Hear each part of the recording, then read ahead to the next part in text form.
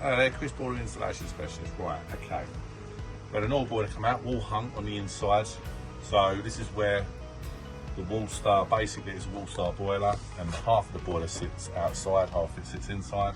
So we had a huge hole when we took the boiler out. So we plasterboarded and plastered on the inside, blocked up and rendered on the outside obviously, and we relocated the boiler. So what we've done, we put the boiler in the garage.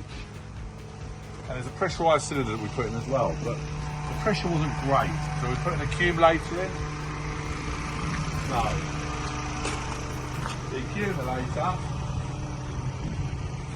this is what will boost your cold and hot water pressure out your taps in your bathroom, showers, etc.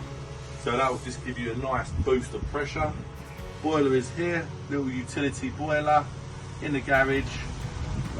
Customer didn't want the flue going straight out with all the white smoke plumage pumping out the wall, so it's gone straight through the roof there. So if you want to have a look out on that roof there,